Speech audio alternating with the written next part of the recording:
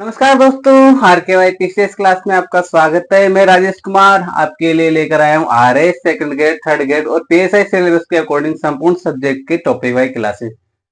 दोस्तों, आपको पता है कि आर एस की वैकेंसी आ चुकी है। लगभग 733 पदों पर नोटिफिकेशन जारी किया गया। तो हम आर एस की वैकेंसी को देखते हुए जो भी सिलेबस के अकॉर्डिंग जो डिमांड होगी हर सब्जेक्ट की टॉपिक वाइज हम उसकी एनालिसिस करने की कोशिश करेंगे। जितना हो सके उतना उस टॉपिक के बारे में जानने की कोशिश करेंगे। और जो हमारी क्लासेस चल रही है उसमें आपने देखा होगा कि हमने टॉपिक को कितनी गहराई से लिया है, चाहे वो पॉलिटी हो चाहे क्लास संस्कृति हो। उसी के साथ हमारी जो क्लासेस चल रही है उसमें सेकंड ग्रेड का जो सेकंड पेपर होता है एसएसटी का, उसके जो सब्जेक्ट है दर्शन शास्त्र, उसकी क्लासेस भी रोज शाम को 8 बजे लगाई जा रही है। तो जो क्लासें हमने करवा रखी है उस क्लासों में भी आपने देखा होगा कि जो टॉपिक है उसको कितनी गहराई से लिया गया है, कितनी गहराई से उसको पढ़ा गया है। और जो भी टॉपिक सिलेबस के अकॉर्डिंग जो डिमांड करता है उसको हम लेकर चलेंगे। जो क्वेश्चन आए हुए हैं उनको भी लेकर चल रहे हैं और जो क्वेश्चन आने की संभावना है उनको भी हम लेकर चल रहे हैं। साथ के साथ आपको बताते जा रहे हैं कि ये क्वेश्चन बन सकता है, इस प्रकार ये क्वेश्चन आया हुआ है। तो आपको ये टेंशन करने की जरूरत नहीं है कि सिलेबस के अकॉर्डिंग आप कितना गहराई से पढ़ा रहे हो। जितना हो सके उतना मैटर देने की कोशिश कर रहे हैं। ज्यादा से ज्यादा आपको कंटेंट उपलब्ध करवा रहे हैं ताकि ऐसा कोई क्वेश्चन नहीं बने जो कि सिलेबस से जो आपने पढ़ाए हुए उससे बाहर नहीं जाए। तो दोस्तों, क्लासें चलती रहेगी, आप वैकेंसी आती रहेगी, आप अपनी पढ़ाई को रेगुलर रखिए ताकि वैकेंसी आए तब तक आपका सिलेबस 2-3 बार रिवीजन हो जाए। तो आपको जब जब क्वेश्चन पेपर के क्वेश्चन आपके सामने आएंगे तो आपको लगेगा कि हाँ ये मेरा पढ़ा हुआ है और उस क्वेश्चन को आप आसानी से अटेम्प्ट कर सकते हो। तो हमारी जो दर्शन शास्त्र क्लास लग रही थी उसमें हमने पढ़ा था जो सुकराती पद्धति है, सुकराती जो पद्धति है उसके बारे में हमने पढ़ा था, वो हमारा चल रहा था। तो सुकरातियन साइकेट्रिक पद्धति उसके बारे में हम पढ़ रहे थे। तो जो अभी क्लास चल रही है हमारी दर्शन शास्त्र की क्लास है जिसमें हमने सुकराती पद्धति मतलब सुकरात की जो पद्धति है वहां तक हमने कंप्लीट कर लिया था। हमने देखा था कि सुकरात का जन्म कब हुआ, तो 469 ईसा पूर्व सुकरात का जन्म हुआ। और किस नगर में हुआ, तो यूनान के एथेंस नामक नगर में सुकरात का जन्म हुआ।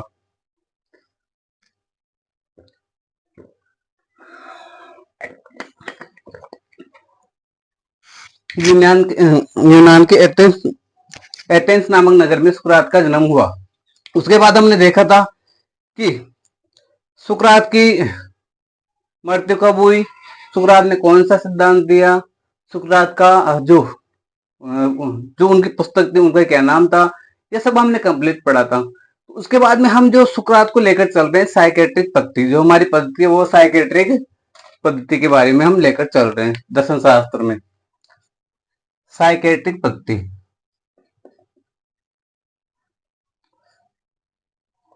साइकेट्रिक पद्धति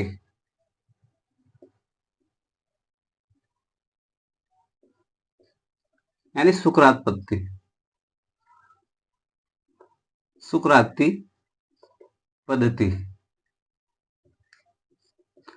हमने पढ़ लिया था। सुकराती पद्धति में कहां तक पढ़ा था, तो हमने पढ़ा था कि टीवी स्मिथ ने अपनी पुस्तक में बताया कि सुकरात, अब टीबी स्मिथ की पुस्तक कौन सी थी, तो मैंने बताया था कि उनकी पुस्तक का नाम था फ्रॉम थेनिस टू प्लेटो, फ्रॉम थेनिस टू प्लेटो।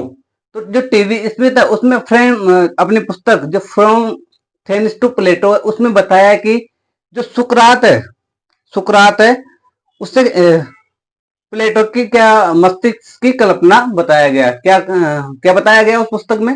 तो टीवी स्मिथ ने अपनी जो पुस्तक थी फ्रॉम थेनिस टू प्लेटो उसमें बताया कि सुकरात को प्लेटो की मस्तिष्क की कल्पना बताया गया। यानी जो प्लेटो उसकी मस्तिष्क की क्या है वो कल्पना है, मतलब सुकरात नामक कोई व्यक्ति नहीं है, केवल प्लेटो की क्या है अब उनके दिमाग की क्या है उपज है, उसके दिमाग की क्या है कल्पना। ये किसने बताया, टीवी स्मिथ ने बताया।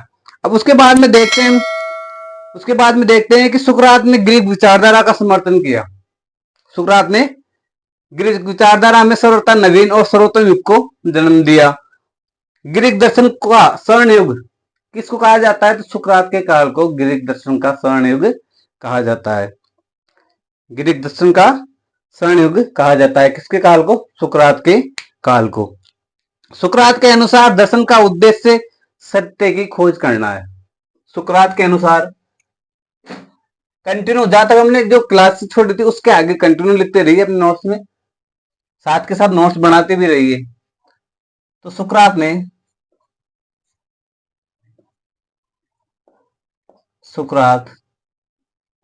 के अनुसार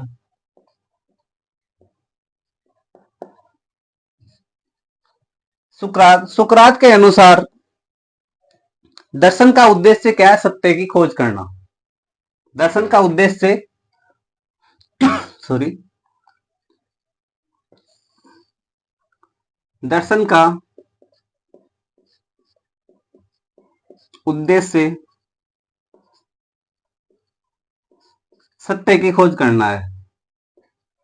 सत्य की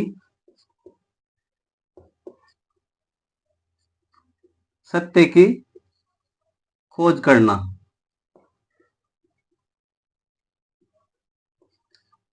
किसके अनुसार? सुकरात के अनुसार जो दर्शन का उद्देश्य क्या बताया गया, तो सत्य की खोज करना बताया गया। उसके बाद में सुकरात ने सत्य की खोज के लिए जिस पद्धति को अपनाया उसे कहते हैं प्रश्नोत्तर की संवाद पद्धति।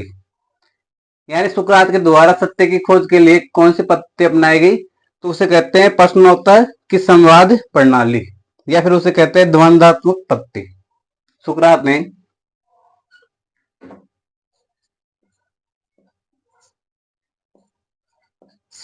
ने सत्य की खोज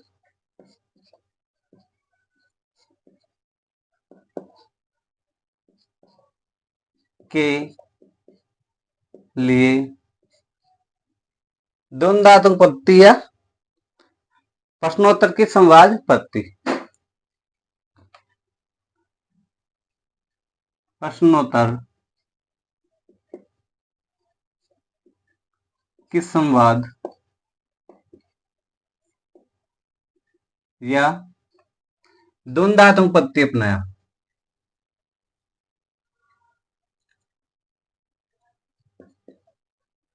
द्वंद्वात्मक पद्धति को अपनाया।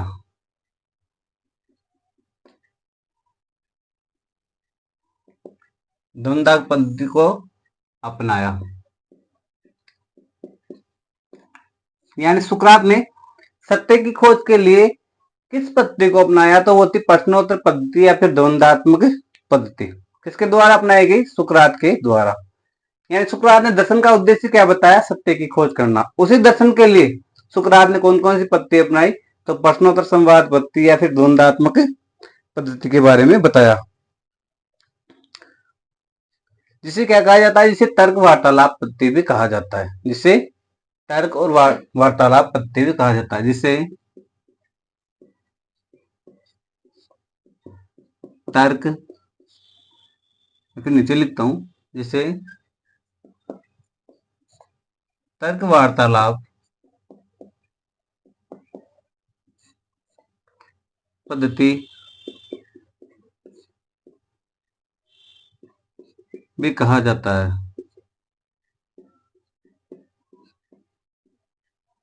जिसे तर्क वार्तालाप पद्धति भी कहा जाता है। ये किसके द्वारा अपनाई गई? तो सुकरात के द्वारा अपनाई गई।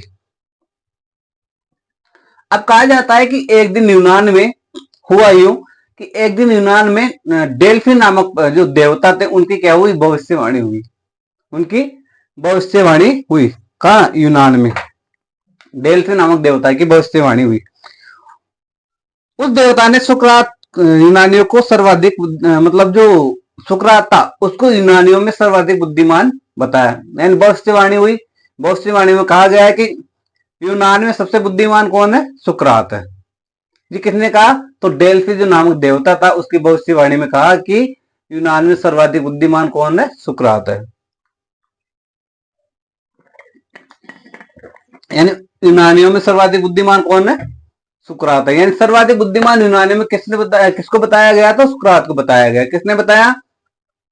तो डेल्फी नामक देवता की जो भविष्यवाणी हुई उसमें बताया गया कि यूनान में सर्वाधिक बुद्धिमान कौन है? सुकरात है। सुकरात ने इस जो डेल्फी की जो देवता की जो भविष्यवाणी थी, सुकरात के द्वारा कहा गया है कि डेल्फी जो नामक जो भविष्य डेल्फी नामक देवता की भविष्यवाणी हुई, तो इस भविष्यवाणी का निष्कर्ष क्या निकाला सुकरात ने? तो इसने सुकरात ने इस भविष्यवाणी का निष्कर्ष निकाला कि यह भविष्यवाणी इस अर्थ से सही है कि मुझे कम से कम यह तो ज्ञान है कि मुझे कुछ भी ज्ञान नहीं है। ये किसने कहा? इस सुकरात ने कहा। यानी जब इस देवता की भविष्यवाणी हुई, जो डेल्फी नामक देवता था, इसकी भविष्यवाणी हुई कि यूनान में ये फिर यूनानियों में सबसे सर्वाधिक बुद्धिमान कौन है? सुकरात है। तो इस भविष्यवाणी को लेकर सुकरात का क्या मत रहा? सुकरात ने कहा है कि जो डेल्फी नामक देवता की भविष्यवाणी हुई, इसको लेकर सुकरात ने कहा है कि इस भविष्यवाणी से मुझे ये तो ज्ञात हुआ कि कम से कम मुझे यह तो ज्ञान है कि मैं अज्ञानी हूं। ये किसने कहा? ये सुकरात ने कहा।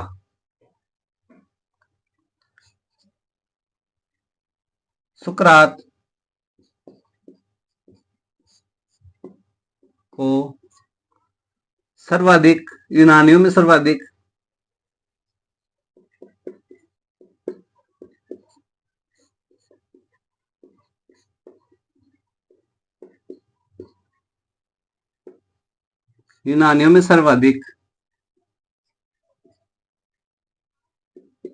बुद्धिमान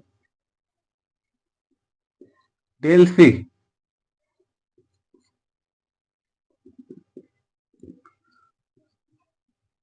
नामक देवता की भविष्यवाणी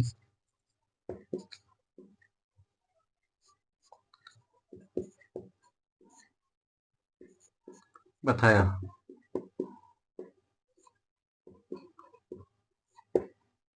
इसको लेकर सुकरात का क्या मत रहा? इस भविष्यवाणी को लेकर सुकरात का मत रहा, तो सुकरात ने कहा कि जो डेल्फी नामक देवता है, उस भविष्यवाणी में से कम ये तो ज्ञात हुआ कि मैं अज्ञानी हूं।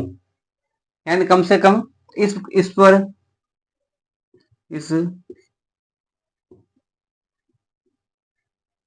भविष्यवाणी पर सुकरात का मत था कि सुकरात का मत था कि मुझे इस बात का तो ज्ञान है कि मैं अज्ञानी हूं। ये किसने कहा? ये सुकरात ने कहा, अज्ञानी हूं। ये किसने कहा? तो ये सुकरात ने कहा। यानी इस भविष्यवाणी को लेकर सुकरात का मत था कि मुझे कम से कम इस भविष्यवाणी से ये तो ज्ञात हुआ कि मैं क्या हूं? मैं अज्ञानी हूं।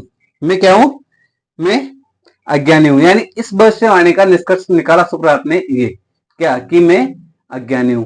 ये किसका मत था?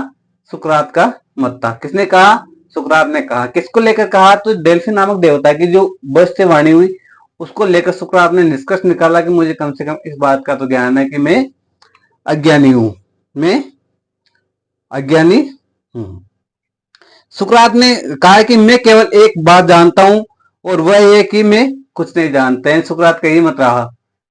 कई बार क्वेश्चन पूछ लिया जाता है कि मैं एक बात जानता हूं, और वह ये कि मैं कुछ नहीं जानता। ये किसका मत है? तो ये किसका मत था? सुकरात का। सुकरात ने कहा कि मैं एक बात जानता हूं कि मैं कुछ नहीं जानता। ये किसका मत था? ये सुकरात का मत था। देखो कितना बड़ा विद्वान था, फिर भी इसके अंदर बिल्कुल अहम घमंड की भावना नहीं थी। इतना बड़ा विद्वान होते हुए भी क्या बोल रहा है कि मैं कम से कम मुझे इस बात का तो ज्ञान है कि मैं कुछ नहीं जानता। मैं क्या हूं? मैं अज्ञानी हूं। यही है क्या, यही है उनकी महानता। इसलिए उनको क्या बताया गया कि सुकरात महान व्यक्ति थे, महान विचारक थे। इस तरह की उनके अंदर क्या थी, भावना थी। और उनके अंदर बहम का अहम का कोई वो नहीं था। क्या उनके अंदर अहम घमंड का कोई भाव बिल्कुल ही नहीं था। तो उसने क्या कहा है कि मुझे कम से कम इस बात का तो ज्ञान है कि मैं अज्ञानी हूं, मैं अज्ञानी हूं। अब जो सुकरात हुआ, सुकरात से पहले यूनान में किन का बोलबाला था, किन की प्रचलन था, किन कौन कौन से विचारक थे, तो वो थे सोफिस्ट।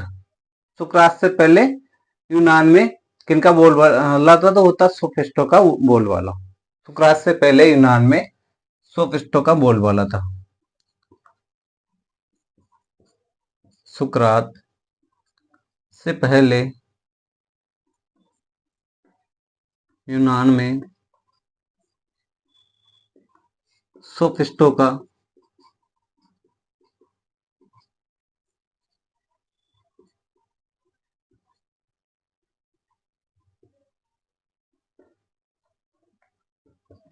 यानी किनका तो किनका चलन था, मतलब कौन प्रसिद्ध थे सुकरात से पहले, तो वो थे सोफिस्ट। ये जो दार्शनिक थे इसी प्रकार के ये भी, जैसे सुकरात दार्शनिक हुए उसी प्रकार सोफिस्ट भी यूनान में क्या हुए, दार्शनिक हुए। यानी जो सुकरात था वो जो सोफिस्ट थे उनका क्या था, कट्टर विरोधी था। सुकरात सोफिस्टों का कट्टर विरोधी था। सुकरात सुकरात सोफिस्टों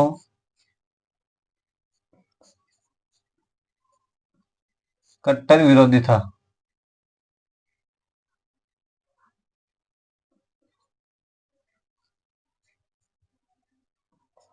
सोफिस्टों का कट्टर विरोधी था कौन, सुकरात। यानी सुकरात और सोफिस्ट थे उनके क्या बिल्कुल ही क्या थी, समानता नहीं थी। यानी सुकरात किसका विरोध करता था, सोफिस्टों का। अब जानते हैं सोफिस्टों के बारे में। यानी यूनान में जो पहले दार्शनिक हुए, सुकरात से पहले जो दार्शनिक हुए उनके बारे में जानते हैं, तो वो कहते सोफिस्ट, वो कहते सोफिस्ट। अब सोफिस्टों के बारे में जानते हैं, तो सोफिस्टों का प्रमुख समर्थक कौन था, सोफिस्टों का प्रमुख समर्थक कौन था, तो वो था कौन सा, प्रोटोगोरस। कौन था, प्रोटोगोरस। सोफिस्टों का प्रमुख समर्थक कौन था, तो प्रोटोगोरस।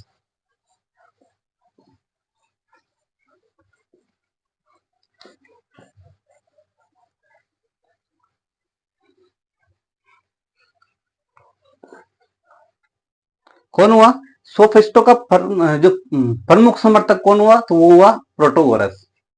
सोफिस्टों का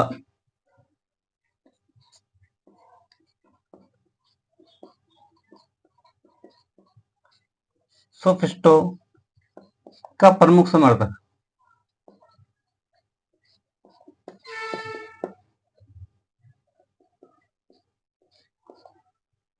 प्रोटोगोरस था।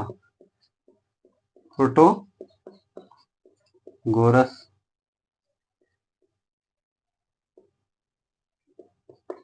प्रोटोगोरस हुआ। कौन हुआ, प्रोटोगोरस हुआ। अब प्रोटोगोरस के सिद्धांत मनुष्य सभी वस्तुओं का मापदंड है, सुकरात ने इनका क्या किया, खंडन किया। यानी प्रोटोगोरस का जो प्रमुख सिद्धांत हुआ, ये लिखता हूं, प्रोटोगोरस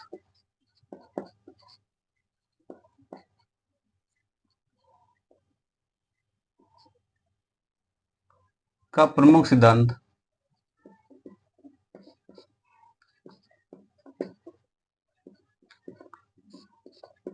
मनुष्य का मापदंड क्या था, मनुष्य सभी वस्तुओं का क्या है, मापदंड है। ये किसका सिद्धांत था, ये प्रोटोगोरस का।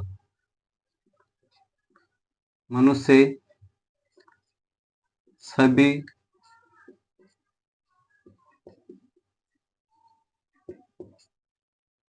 वस्तुओं का मापदंड, मनुष्य सभी वस्तुओं का मापदंड। ये किसका सिद्धांत था, ये प्रोटोगोरस का सिद्धांत था। अब इस सिद्धांत का खंडन किसने किया, इस सिद्धांत का खंडन किया सुकरात ने। किसने किया, सुकरात ने।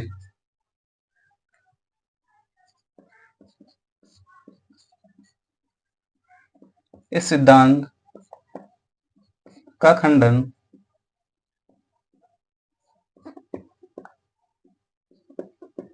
सुकरात ने किया। सुकरात ने किया किस सिद्धांत का? तो जो प्रोटोगोरस का सिद्धांत हुआ, कौन सा? कि सभी मनुष्य क्या है? वस्तुओं का मापदंड है। सभी मनुष्य सभी वस्तुओं का क्या है? मापदंड है। तो इसका खंडन किसने किया? इसकी आलोचना किसने की? तो इसकी आलोचना की सुकरात ने। किसने की? सुकरात ने इसकी आलोचना की। अब जो प्रोटोगोरस थे, आपको पता है कि सोफिस्टों के जो समर्थक रहे प्रोटोगोरस ने ज्ञान और सत्य के संबंध में सोफिस्टों को जो विचार थे, यानी प्रोटोगोरस के ज्ञान और सत्य के बारे में सोफिस्टों को लेकर जो विचार हुए वो कौन कौन से हुए उनके बारे में देखते हैं। तो प्रोटोगोरस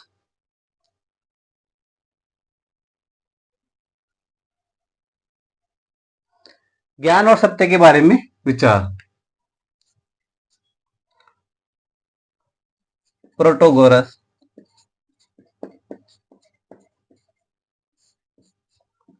के ज्ञान एवं सत्य के संबंध में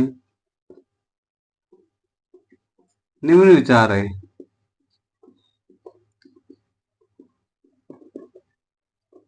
निम्न विचार थे। कौन कौन से थे और क्या क्या विचार रहे? यानी प्रोटोगोरस के क्या क्या विचार रहे? तो सबसे पहले विचार उनका यह था कि जो इंद्रिय ही क्या है? ज्ञान का अंतिम स्रोत है। किसने बताया? तो ये बताया प्रोटोगोरस ने। क्या बताया? कि इंद्रिय क्या है? ज्ञान का अंतिम स्रोत है। इंद्रिया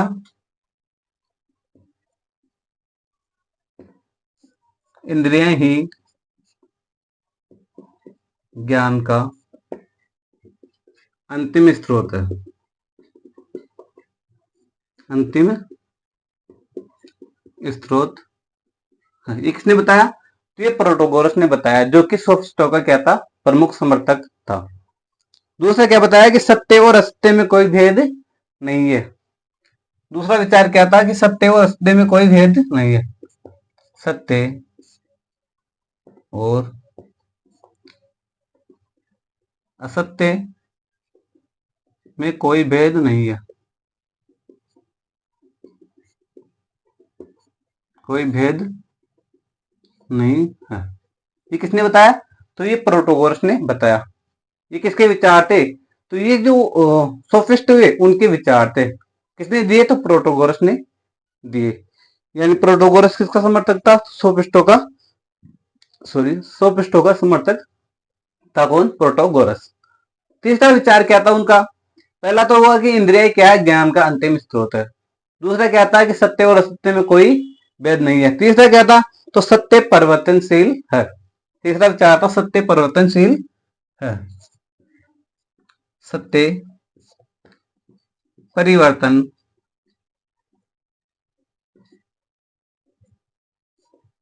सत्य परिवर्तनशील है। ये क्या था? यानी सत्य क्या हो सकता है? सत्य परिवर्तन। सत्य में क्या हो सकता है? सत्य परिवर्तित हो सकता है। ये किसका विचार था? ये प्रोटोगोरस का विचार था। और जो ज्ञान का अंतिम स्रोत है वो क्या है? वो इंद्रिय है। सत्य और असत्य में कोई भेद नहीं है। ये किसका था? ये भी प्रोटोगोरस का विचार था। किसको लेकर? तो सोफिस्टों को लेकर ये प्रोटोगोरस के विचार है। कितने विचार दिए उन्होंने? तो उसने 4 विचार दिए। अब जो नेक्स्ट विचार कौन था? वो क्या था उसका? यानी प्रोटोगोरस का विचार अगला क्या था? तो वो था कि मनुष्य सभी वस्तुओं का क्या है? मापदंड है, जो कि इनका सिद्धांत था, जिसका खंडन किसने किया? सुकरात ने किया। मनुष्य सभी वस्तुओं का क्या है? मापदंड है, जो हमने पढ़ा था ये।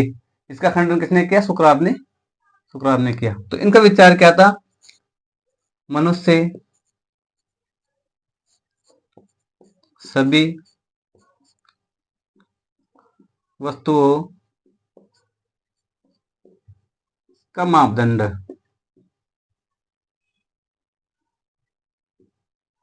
मनुष्य सभी वस्तुओं का क्या है? मापदंड है। तो ये विचार थे किसके? प्रोटोगोरस के। किसको लेकर? सोफिस्टों को लेकर। अब जो सुकरात हुए, उन सुकरात ने सबसे पहले तो किसका खंडन किया? तो मनुष्य सभी वस्तुओं को क्या है? मापदंड है, इसका खंडित किया। लेकिन ये सभी विचार हुए, ये विचार हुए चार, इन सबका खंडन किसने किया? सुकरात ने किया। इन सभी विचारों का खंडन, इन सभी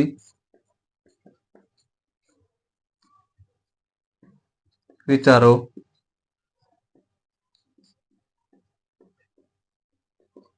का खंडन सुकरात के द्वारा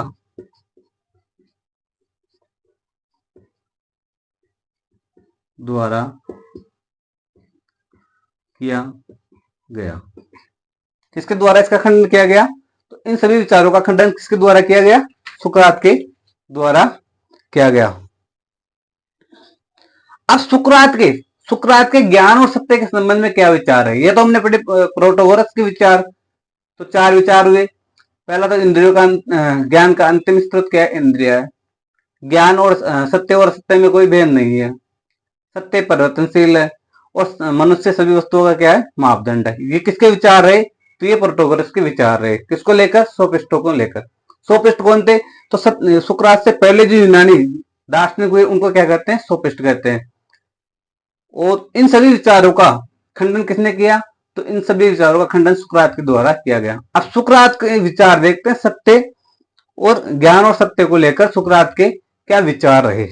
ज्ञान और सत्य को लेकर सुकरात के विचार क्या रहे?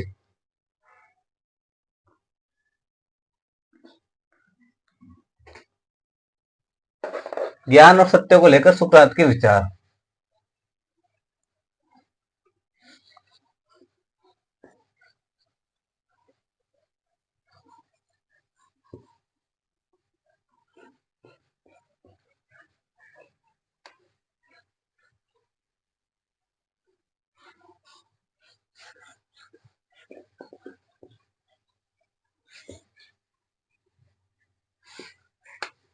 ज्ञान और सत्य को लेकर सुकरात के विचार।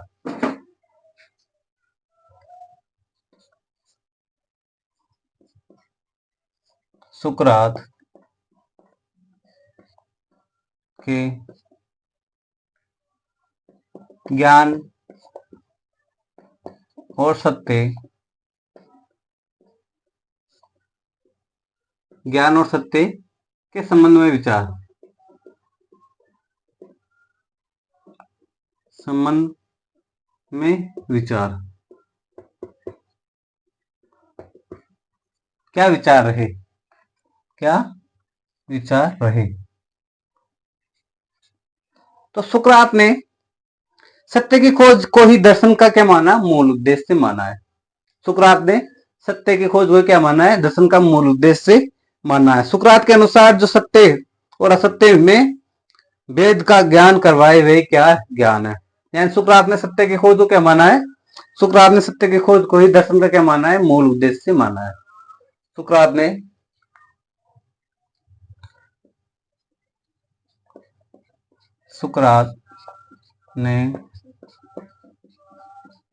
सत्य की खोज को ही दर्शन का मूल उद्देश्य माना है।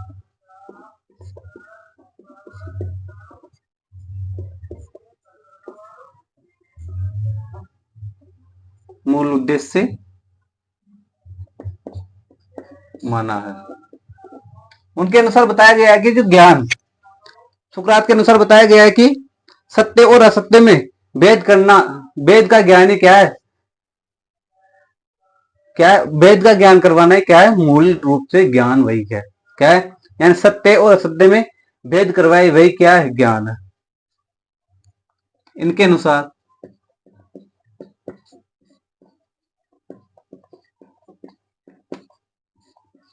सत्य और असत्य में भेद करवाए वही क्या? ज्ञान है।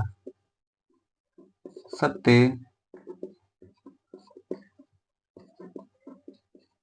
असत्य में भेद करवाए वही क्या है? वही ज्ञान है। यानी ज्ञान कैसे बताया गया सुकरात के अनुसार? कि सत्य और असत्य में क्या भेद करवाए। यानी उन वेद को क्या बताएं, यानी सत्य में और सत्य में ये वेद है उनका क्या करवाए, उनका ज्ञान करवाए। वही मूल रूप से क्या है, ज्ञान है, वही मूल रूप से ज्ञान है। और सुकरात ने बताया कि सत्य की खोज कोई क्या दर्शन का क्या माना गया है, मूल उद्देश्य माना गया। सत्य की खोज को क्या माना गया, दर्शन का मूल उद्देश्य माना गया। अब सुकरात ने जो प्रोटोगोरस हुए उन्होंने तो जो ज्ञान का अंतिम स्रोत किसे बताया, इंद्रियों को बताया।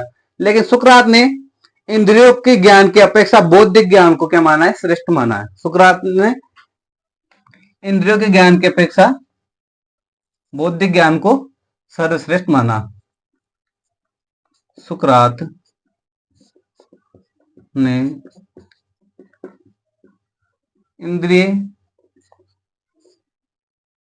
इंद्रियों के ज्ञान की अपेक्षा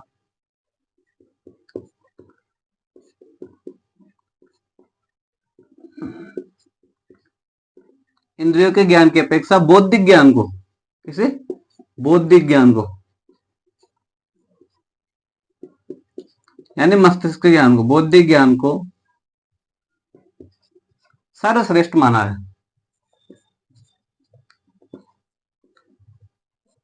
सर्वश्रेष्ठ माना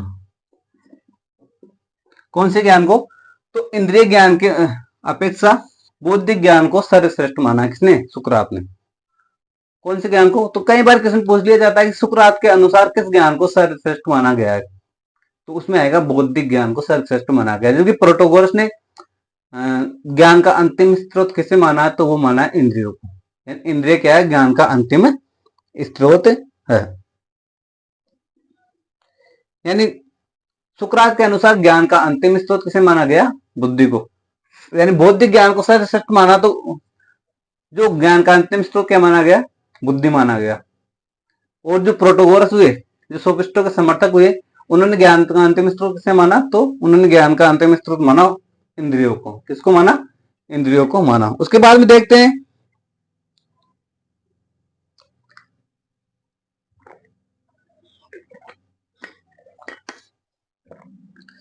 अब उसके बाद में देखते हैं कि सुकरात ने बताया कि सत्य निरपेक्ष ज्ञान और अपरिवर्तनशील एवं बौद्धिक होता है। सुकरात ने बताया कि सत्य निरपेक्ष होता है, सत्य सामान्य होता है, और सत्य अपरिवर्तनशील होने के साथ साथ क्या होता है, बौद्धिक भी होता है। किसने बताया, सुकरात ने बताया। सुकरात के अनुसार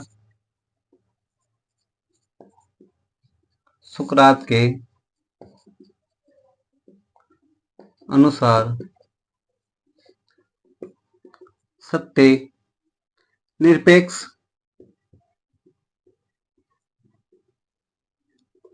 सामान्य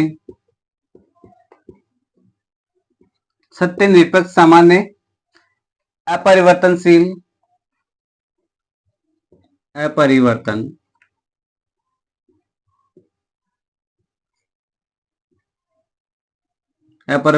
व बौद्धिक होता है।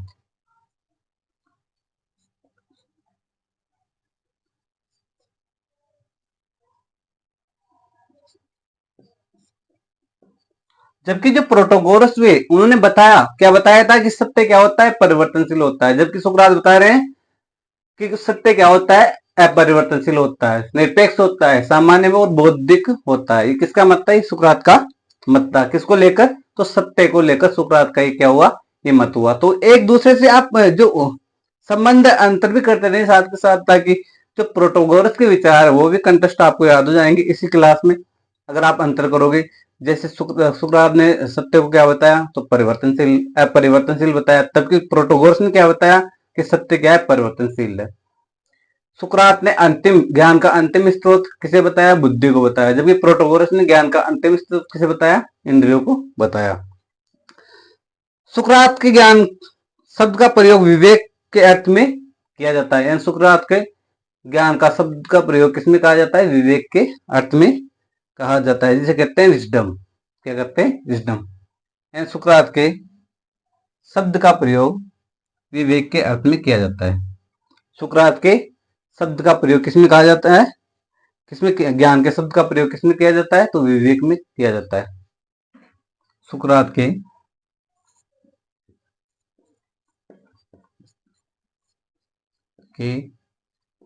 ज्ञान शब्द का प्रयोग विवेक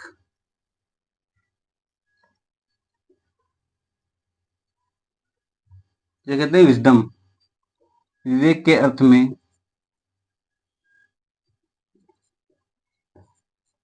किया जाता है। विवेक के अर्थ में किया जाता है। सुकरात के ज्ञान का शब्द का प्रयोग किसमें किया जाता है? विवेक के अर्थ में किया जाता है। सुकरात ने दर्शन का केंद्र बिंदु प्रत्यक्षों से हटाकर सामान्य प्रत्ययों पर लाकर किया गया। मतलब सुकरात ने जो दर्शन, सुकरात के जो दर्शन है उसका केंद्र बिंदु क्या था? तो उसका केंद्र बिंदु था सामान्य प्रत्यय। क्या है? सामान्य प्रत्यय। यानी प्रत्यक्ष से हटाकर क्या किया? सामान्य प्रत्ययों पर लाकर खड़ा कर दिया। किसने? सुकरात ने। सुकरात का जो ज्ञान का केंद्र बिंदु हुआ वो प्रत्यक्ष से हटाकर, प्रत्यक्ष रूप से हटाकर सामान्य प्रत्ययों पर लाकर खड़ा कर दिया। किसने? सुकरात ने। सुकरात के अनुसार इंद्रिय प्रत्यक्ष है, यानी कभी भी ज्ञान की श्रेणी में नहीं रखा जाता। यानी सुकरात के अनुसार जो इंद्रिया होती है उसको प्रत्यक्ष रूप से कभी भी ज्ञान की श्रेणी में नहीं रखा जाता। किसका मत था? सुकरात का मत था। किसका? सुकरात का। सुकरात के अनुसार वास्तविक ज्ञान के प्रत्ययों और उनके संबंधों का ज्ञान है। सुकरात ने बताया कि जो वास्तविक ज्ञान है वो किसका है? वो प्रत्यय और उनके संबंधों का ज्ञान है। ये कई बार इसके बारे में क्वेश्चन पूछ लिया जाता है कि सुकरात के अनुसार ज्ञान क्या था? तो सुकरात के अनुसार जो ज्ञान था, सुकरात के अनुसार वास्तविक ज्ञान प्रत्ययों और उनके संबंधों का ज्ञान है। यानी सुकरात के अनुसार वास्तविक ज्ञान क्या है? तो प्रत्यय और उनके संबंधों का ज्ञान है। कई बार एक लाइन में देकर पूछ लिया जाता है कि सुकरात के अनुसार वास्तविक ज्ञान क्या है? प्रत्ययों का ज्ञान, संबंधों का ज्ञान, प्रत्यय और उनके संबंधों का ज्ञान, यह केवल संबंधों का ज्ञान। तो इस प्रकार हमें बताना पड़ता है कि सुकरात के अनुसार वास्तविक ज्ञान क्या था? तो प्रत्यय और उनके संबंधों का ज्ञान बताया। किसने? सुकरात ने वास्तविक ज्ञान का रूप किसे दिया? प्रत्यय और उनके संबंधों के बीच का ज्ञान बताया। किस ज्ञान को? तो वास्तविक ज्ञान को। सुकरात के अनुसार हमारे संपूर्ण ज्ञान का आधार अनुभव है, लेकिन ज्ञान की उत्पत्ति अनुभव से न होकर बुद्धि से होती है। यानी सुकरात ने बताया कि जो हमारे संपूर्ण ज्ञान का आधार क्या है? तो वह क्या है? अनुभव है। लेकिन ज्ञान की उत्पत्ति अनुभव से नहीं होकर किससे होती है? बुद्धि से होती है। क्योंकि प्रत्ययों का उत्पन्न करने का जो प्रत्यय उत्पन्न करने की शक्ति है वो किसमें होती है? बुद्धि में होती है। यानी सुकरात के अनुसार जो वास्तविक ज्ञान बताया वो बताया अनुभव, लेकिन अनुभव से नहीं, वो किससे होती है? बुद्धि से होती है। यानी प्रत्यय की उत्पत्ति किससे होती है? बुद्धि से होती है। यानी संपूर्ण ज्ञान का आधार किसे बताया? तो बुद्धि को बताया। तो लिखो, सुकरात के अनुसार संपूर्ण ज्ञान का आधार किसे बताया? बुद्धि को बताया गया। सुकरात के अनुसार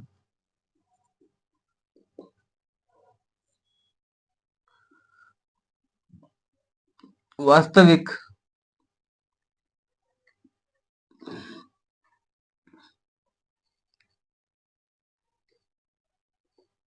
सुकरात के अनुसार वास्तविक ज्ञान का आधार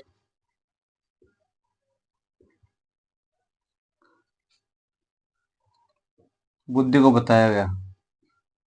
बुद्धि व अनुभव को बताया।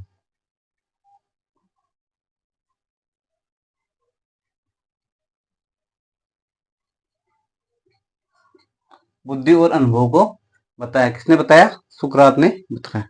एक मिनट रुकिए।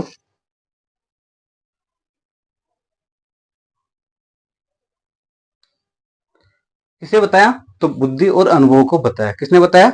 सुकरात ने बताया।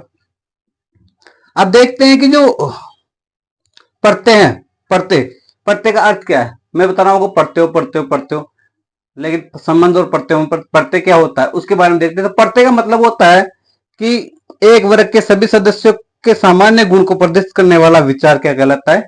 प्रत्यय कहलाता है।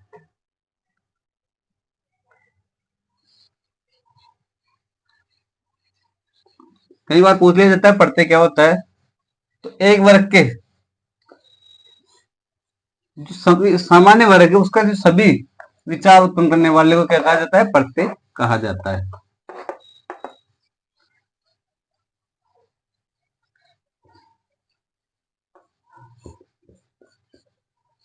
कैसे कहते हैं प्रत्यय?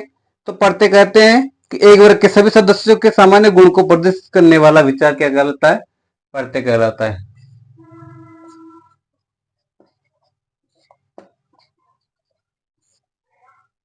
एक वर्ग, एक सामान्य वर्ग, एक वर्ग की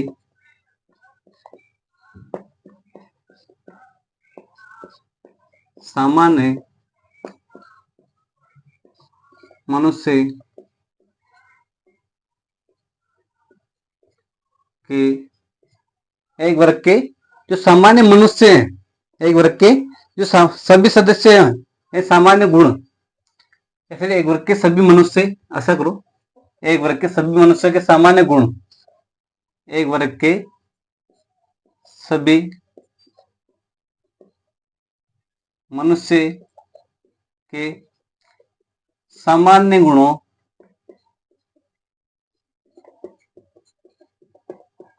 गुणों को एक वर्ग के सभी सामान्य गुणों को प्रदर्शित करने वाला, गुणों को, सभी सामान्य गुणों को प्रदर्शित करने वाला विचार,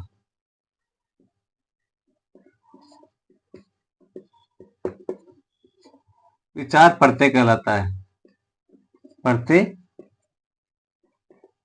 कहलाता, क्या कहलाता है, प्रत्यय कहलाता है। इन कई बार प्रत्यय के बारे में पूछ लिया जाता है तो उसमें बताना है हमें कि सभी सदस्य, यानी सभी सदस्यों के सामान्य गुणों को प्रदर्शित करने वाला विचार क्या कहलाता है, प्रत्यय कहलाता है। सुकरात ने हमारा ज्ञान हमारे प्रत्यय से आगे नहीं पहुंच सकता, यानी जो मनुष्य के सामान्य विचार होते हैं, सामान्य गुण और विचार होते हैं, उनके बारे में सुकरात ने बताया कि जो हमारा ज्ञान है उनसे आगे नहीं पहुंच पाता। सुकरात के अनुसार, सुकरात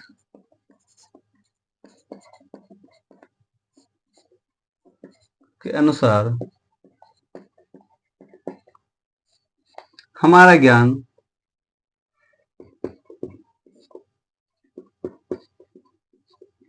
हमारे प्रत्ययों, प्रत्यय का मतलब पढ़ लिया ना हमने, प्रत्यय का मतलब क्या होता है, तो प्रत्ययों से आगे नहीं पहुंच सकता। ये किसका मत था, सुकरात का, पहुंच सकता, ये किसने बताया, तो सुकरात ने बताया कि जो हमारा ज्ञान है वो हमारे प्रत्यय से आगे नहीं पहुंच सकता। ये किसका मत था, तो सुकरात का मत था, सुकरात का मत हुआ क्या, कि हमारा जो ज्ञान है हमारे प्रत्यय से आगे कभी नहीं पहुंच सकता। प्रत्यय, प्रत्यय के बारे में बताया गया कि सभी जो सभी सदस्य उनके सामान्य गुणों का विचार होता है उसे क्या कहते हैं, प्रत्यय कहते हैं। उसके बाद सुकरात ने बताया कि प्रत्यात्मक ज्ञान ही क्या है, एकमात्र शुद्ध ज्ञान है। सुकरात के अनुसार,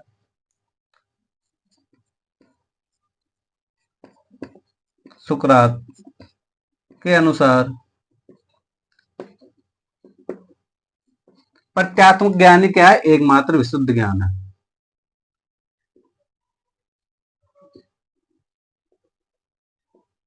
प्रत्यात्मक ज्ञान ही एकमात्र विशुद्ध ज्ञान है।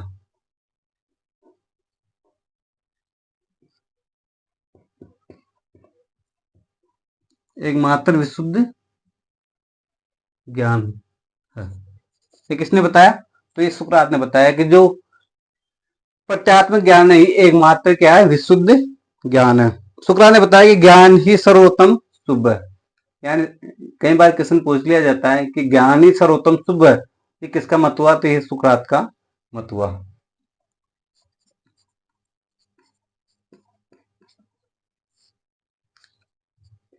ज्ञान ही क्या है? ज्ञान ही सर्वोत्तम शुभ है। ज्ञान ही सर्वोत्तम